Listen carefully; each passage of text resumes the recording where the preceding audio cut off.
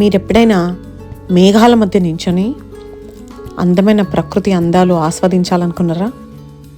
అయితే మీకు perfect destination గురించి ఇవాళ ఈ వీడియోలో చెప్తాను. ఆ డెస్టినేషనే స్మోకీ మౌంటైన్స్.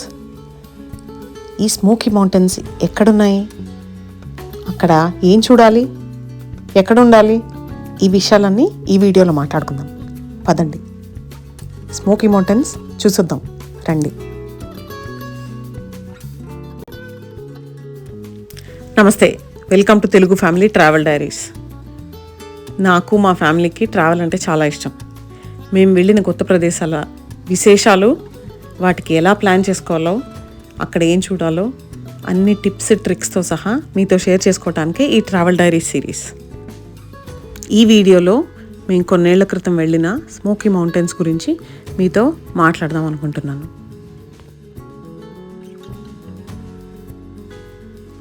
ఇంతకీ స్మోకీ మౌంటైన్స్ ఎక్కడున్నాయో తెలుసా?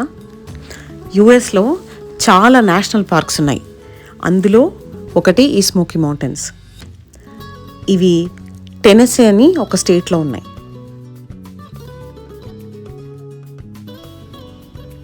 ఇక్కడ చూస్తే స్మోకీ మౌంటైన్స్కి దగ్గరలో ఉండేది గ్యాట్లిన్బర్గ్ అని ఒక ఊరు. ఆ గ్యాట్లిన్బర్గ్కి దగ్గరలో ఉన్న పెద్ద cities Nashville, Charlotte and Atlanta.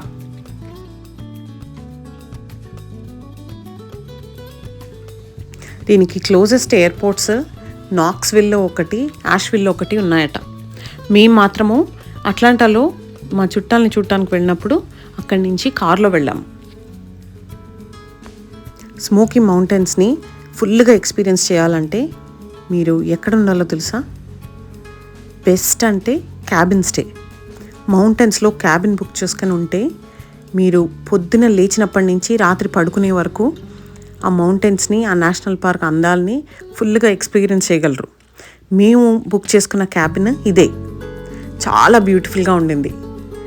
చెక్కలతోటి చూసారా, పూల్ టేబుల్ కూడా ఉండింది ఆడుకోవటానికి.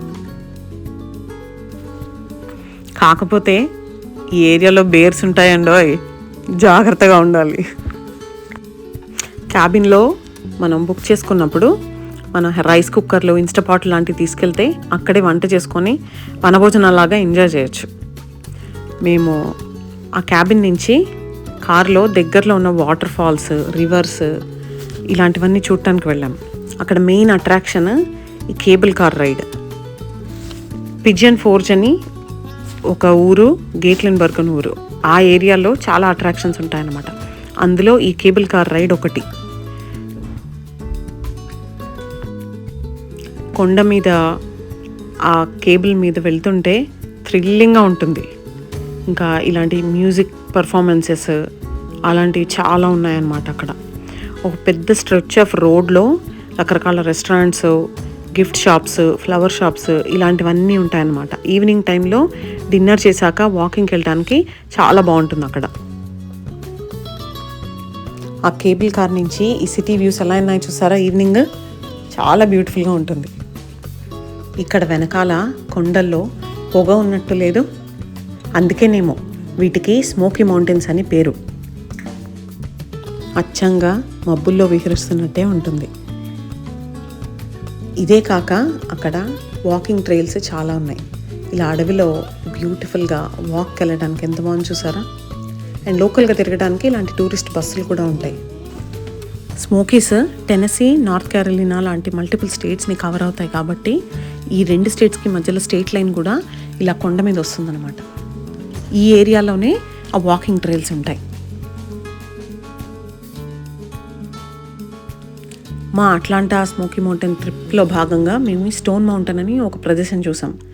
దీని విశేషం ఏంటంటే ఇలా ఒక పెద్ద సింగిల్ స్టోన్ ఉన్న కొండ మీద ఇలా కార్వింగ్స్ చేశారనమాట. చాలా ఇంట్రెస్టింగ్గా ఉంటుంది. చూసారా, అదంతా ఒకటే రాక్ అట. ఆ రాక్ మీద పైకి ఎక్కడానికి ఇలాంటి కేబుల్ కార్ ఒకటి ఉంటుంది. ఈ స్టోన్ మౌంటైన్ పైకి ఎక్కాక అక్కడి నుంచి అట్లాంటా సిటీ అంతా కనిపిస్తుంది. అండ్ ఆ కొండ చుట్టూ తిరగటానికి ఒక ట్రైన్ ఉందన్నమాట.